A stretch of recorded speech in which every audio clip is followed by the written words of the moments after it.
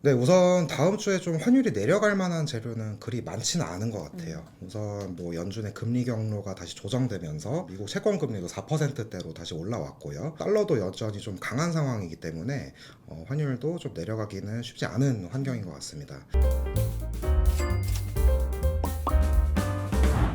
안녕하세요. 자본시장영업부 이현주입니다. 네, 안녕하세요. 이코노미스트 이민혁입니다. 오늘도 똑똑한 환율 이야기, 환율 똑똑 시작해볼까요? 이번 주 동향부터 살펴볼까요? 이번 주는 이벤트가 되게 많았던 것 같은데요. WGBI 편입 소식도 들려왔고, 그다음에 오늘 있었던 금통위도 있었던 것 같아요. 근데 환율은 지난주보다 되게 상단에 머물렀던 것 같은데, 이렇게 높아진 사유에는 어떤 이유들이 있는지 한번 설명을 부탁드리겠습니다. 네, 이번 주 환율 레벨이 이렇게 좀 높아진 이유로는 우선 이번 주 FOMC 의사록도 나왔었는데 다소 좀 매파적으로 해석된 부분이 있고요.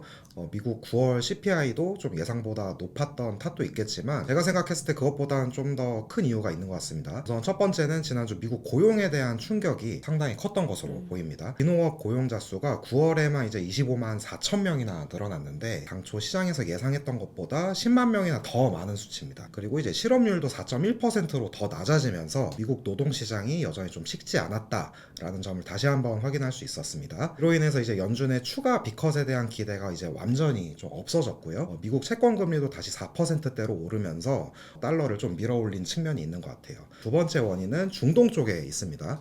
우선 지난주 화요일에 이제 이란이 이스라엘에 이제 탄도미사일을 발사했다는 소식이 있었고 바로 이제 그 다음 날에는 이스라엘이 이제 이란의 석유 시설을 좀 폭격할 수도 있다라는 소문까지 돌면서 좀 중동 지역의 불확실성이 상당히 커졌습니다. 이런 부분 때문에 좀 국제 유가도 많이 올랐고요.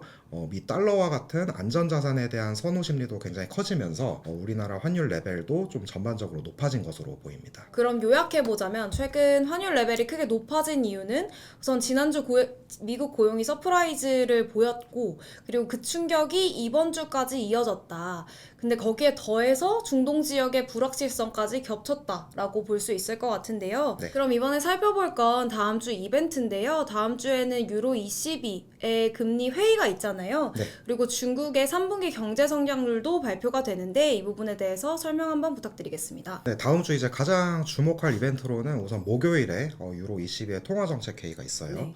그리고 이제 경제 지표로 보면은 목요일 뭐 미국의 9월 소매 판매도 있고 이제 특히 금요일에 나올 중국 3분기 GDP가 상당히 중요하다라고 생각이 됩니다. 우선 뭐 22 회의부터 설명을 좀 드리자면 이번에도 22는 금리를 한 25bp 정도 내릴 가능성이 좀 더 높다라고 생각이 되는데 우선 지금 물가 상승률이 뭐 1% 후반까지 내려왔죠. 22 목표치인 뭐 2%보다 낮은 수준이기 때문에 22도 여기서 충분히 더 금리를 내릴 수 있다라고 생각이 됩니다. 거기다가 뭐 소비 심리나 뭐 PMI 같은 뭐 황 지수도 전반적으로 좀 부진한 상태이기 때문에 네, 현재 유럽에서는 좀 금리 인하 압력이 상당히 좀 크다라고 볼 수 있을 것 같아요. 그리고 이제 경제 지표로 보면 금요일에 발표될 중국 3분기 GDP가 중요하다라고 말씀을 드렸는데 우선 7, 8월 달 경제 지표가 전반적으로 좀 안 좋았습니다. 수출은 비교적 괜찮았지만 뭐 생산, 소비, 투자 뭐 전방위적으로 7, 8월 달에 다 부진했기 때문에 이번 3분기 경제 성장률도 그리 높을 것 같지는 않아요. 그리고 이제 사실 중국 경제가 안 좋으면 또 한국 경제도 특히 이제 수출을 중심으로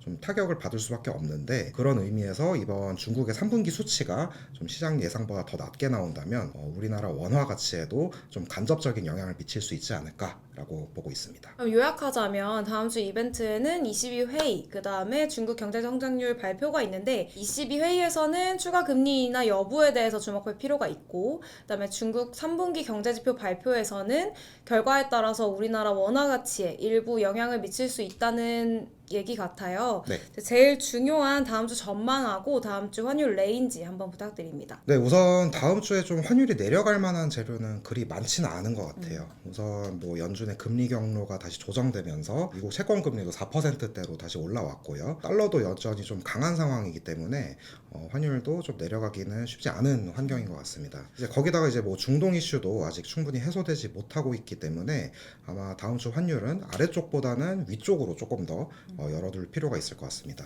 따라서 다음 주 달러 환율 레인지는 1340원에서 1360원으로 예상합니다. 네, 그리고 이제 유로 같은 경우는 뭐 다음 주 ECB 회의에서 금리 인하가 좀 예상이 되긴 하지만 이미 좀 선반영돼 있기 때문에 영향은 그리 클 것 같지는 않아요. 다만 이제 경기가 여전히 좀 부진하기 때문에 환율이 여기서 더 오르기도 좀 쉽지는 않을 것 같습니다. 따라서 다음 주 유로원 환율 레인지는 1460원에서 1480원으로 예상합니다. 그리고 이제 엔화 같은 경우는 우선 일본 쪽 이벤트는 그렇게 많지는 않은 상황입니다. 하지만 이제 현재 엔화 약세 국면이 계속 이어지고 있기 때문에 다음 주 환율도 900원대 초반에 머물 가능성이 높아 보입니다. 따라서 다음 주 엔원 환율 레인지는 900원에서 920원으로 예상합니다. 이상으로 똑똑한 환율 이야기 환율 똑똑이었습니다. 감사합니다.